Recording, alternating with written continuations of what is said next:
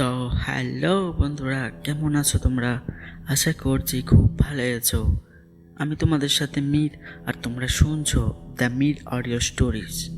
তো বন্ধুরা, আবারও একবার চলে এসেছি এক সুন্দর গল্প নিয়ে। অমাবস্যার সেই রাত, সন্ধ্যের পর চাঁদের আলো মুছে গেছে আকাশ থেকে। গ্রামটা যেন নির্জন অরণ্যের মতো নিস্তব্ধ। ঝিঁঝি পোকার আওয়াজ আর হালকা বাতাসের শোঁ শোঁ শব্দ কানে আসছে। এই গল্পটা ঠিক এমনই এক রাতে, যেটা শোনার পর আপনি আলো নিভিয়ে ঘুমানোর সাহস পাবে না। এই গল্প শুধু ভয়ের নয়, এটা এমন এক অভিজ্ঞতার কথা যা আপনাকে ভাবতে বাধ্য করবে এমন কিছু যদি আপনার সাথেও ঘটে। যদি এরকম রহস্যময় গল্প ভালো লাগে আর আপনি রহস্য পছন্দ করেন, তাহলে এক্ষুনি সাবস্ক্রাইব করুন আমাদের channel the Mir audio story. আসুন ডুবে যাই অমাবস্যার সেই ভয়ানক রাতের গল্পে। তো চলুন শুরু করি আজকের জমজমাট এপিসোড। কালীতলা গ্রামের এক ছোট্ট একটা চায়ের দোকান। দিনের বেলা দোকানে লোকজন কম থাকলেও সন্ধ্যা নামার সঙ্গে সঙ্গে এই দোকানই যেন গ্রামের লোকেদের আড্ডার প্রাণকেন্দ্র হয়ে ওঠে।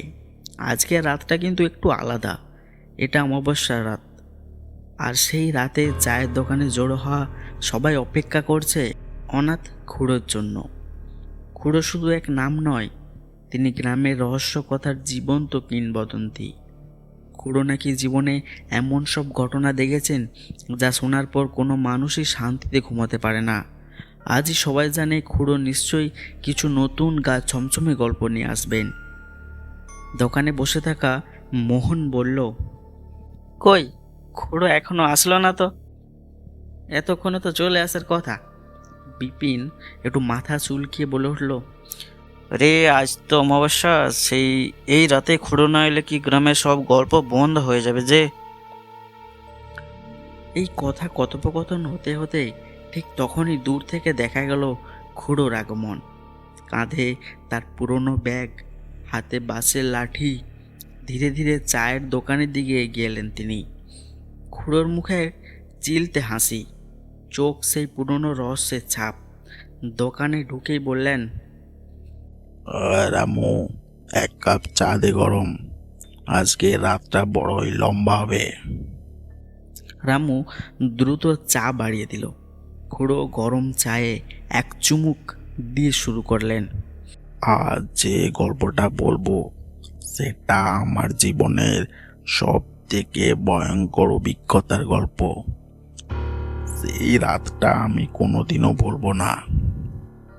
আমার তখন বয়স বেশি নয়, সাহস ছিল কড়া লঙ্কার মতো।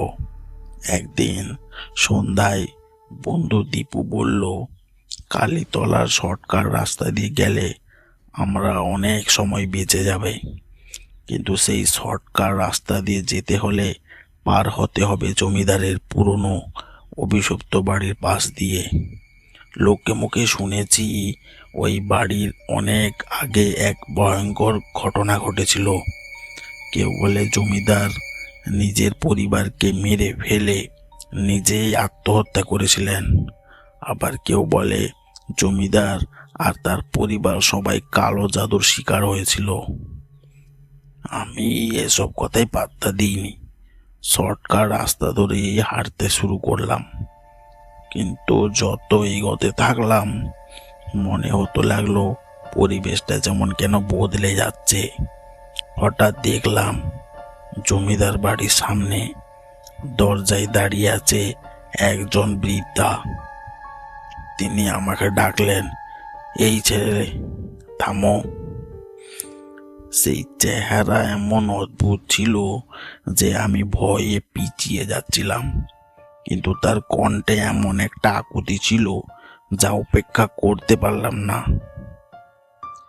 তিনি বললেন, আমার ছেলেকে উদ্ধার করো। ও ওই ওই ওই ওই বাড়ির ভেতরে আটকে গেছে আমার ছেলে। আমি সাহস সঞ্চয় করে তার পিছু নিলাম। তখন সম্ভবত বয়স আমার 15 কি 16 হবে। বাড়ির ভেতর ঢুকতেই মনে হলো যেন আমি অন্য কোনো দুনিয়ায় চলে এসেছি। বাড়ির ভেতরের পরিবেশ ছিল অন্ধকার এবং ঠান্ডা আর গা ছমছমে।